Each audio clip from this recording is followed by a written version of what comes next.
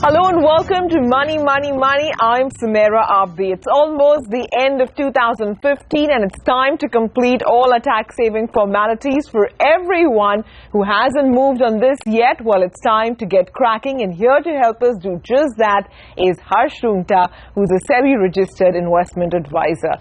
Harsh, thanks very much. Always a pleasure to speak with you. So it's time now to do our taxes. But tell me one thing. There are two ways that ideally people end up saving taxes, right? One is either through investments or through expenses.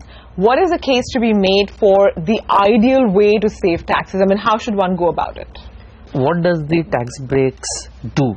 When you're making an expense and you get a tax break, it is essentially a discount that the government gives you so that your expense is lower. When you're making an investment and get a tax break, it's essentially an incentive that the government is giving. I think the key is that people are so enamored of getting something from the government, right, that they forget that the expense should be justifiable and that the investment, post the taking into account the incentive, should give a good return. So, I think first, very clearly, expenses that you have to incur. For example, you have tuition fees for your children. That's something you are anyway going to incur. And obviously that should clearly be claimed first, because this discount essentially helps you reduce the cost of your tuition fees, clearly, right? If you have something like a medical insurance premium, right, which you have to take, then again that reduces the cost of your medical insurance. You have term insurance premium, that reduces the cost of your insurance. So again, that is something you take. Now to get to the incentive part, which is your investments, right? You pick and choose depending on, so that really is not just purely tax based. You have to pick a good investment, right? So the good investment can be debt, can be equity. So depending on the person, his tax situation, if he wants to invest in debt, he can have PPF as a good investment option.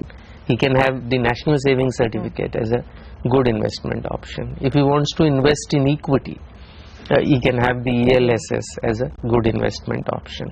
If I was to summarize this, I mean, how to take the best advantage of tax breaks, I think it is clearly make essential expenses first and reduce the cost, and make good investments. If you make bad investments, then the benefit of tax breaks would not really help you. Yeah, I take your point, and which is why it's essential to actually have done it at the beginning of the year, right? So you have all the time in the world to actually sit and plan out both investments and expenses. But as the case may be, most people would have deferred it to the end of the year. There's now, I think, just over a month left, right, to complete the formalities. What's the checklist now for someone who's waited for the last moment? So again, as I said, so let's assume we're talking only investment, because I am assuming expenses is something that would have happened. I mean, tuition fee is not something you undertake just for tax breaks, right? But if you have not incurred expense, if you don't have a medical insurance policy, please take that. If you don't have term insurance, I repeat, please take it. If it comes to investments, you still have limits left, right? If it comes to investment and now you have very little time, okay, then maybe you might lean towards debt rather than leaning towards equity, simply because you don't have time left, okay. So you can do probably a PPF or a National Savings Certificate depending on your tax. If you're a high taxpayer and don't mind a lock-in, you might do a PPF.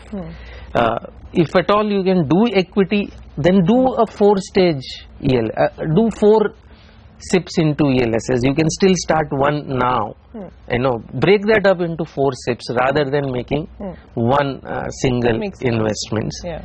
The other thing is there is exclusive incentives available to things like NPS. So I mean, that's got an so if you have used up your limit, then the exclusive thing makes sense. So that you can use clearly, and because that's a balanced nature, I mean, max equity is 50%. Maybe you can even do one-shot investments into NPS. So how has NPS actually fared so far? Are a lot of people actually going for it? What's the feedback that you've gotten?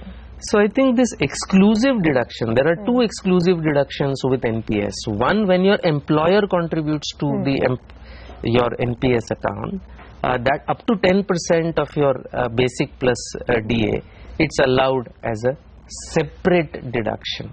So that has really, I think, caught on with the high salaried people.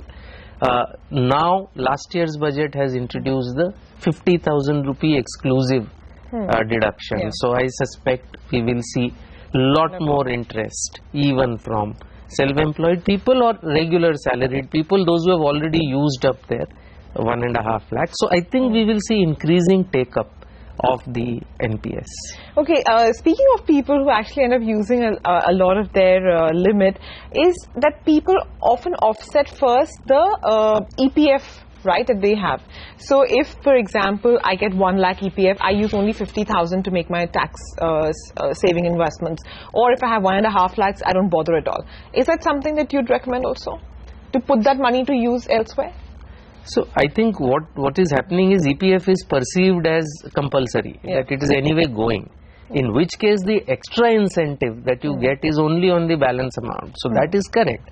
Beyond that, you don't really get the incentive. Then you have to look at the investment on its own merits without looking at the government incentive. So that's an absolutely correct proposition.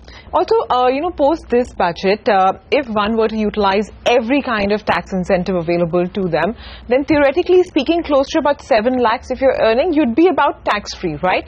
What is the case to be made for people who are earning, in the range of about 7 to 9 lakhs odd, for them to utilize all their excess money or their surplus to actually put into tax saving? Or it's the same argument as that EPF, right, that you use it, some of it at least, for higher yielding assets? So I think the investment has to be, any investment that you make has to be seen on its own. Tax incentive adds a return. It's an incentive that the government gives which adds the return. So beyond this limit, okay, the thing stands on its own. You really have to maximize the return depending on your risk profile. You can do, I mean, equity tends to be very, very largely quite tax friendly, right? But there are also many tax friendly alternatives in debt which very few people actually utilize. So I think that really is the key. Beyond tax incentives, you still need to, so tax planning is not just planning for the incentives. Tax planning is also, how to sort of make the investments that give you the best post-tax returns. A more holistic approach to asset allocation, one can say, actually. But I'll get to that in just a little bit. Before that, just wanted to ask you, how have retirement funds fared? I mean, is there a case to be made to actually look at that in some amount? So I think you're talking of the pension retirement funds that are eligible for deduction under Section 80C. So they have done quite well. There are two of them that's old, which have done reasonably well. I think one is UTI and the second is Templeton. I think both of them have done reasonably well. Those are hybrid funds and they have done quite well. But there are other alternatives which have done equally better. Alright, so on that note, let's take actually a very quick break. We've discussed the key tax saving instruments and what they mean for you and me. When we return, we'll talk a little bit more about the other avenues related to tax planning. Stay tuned to Money, Money, Money.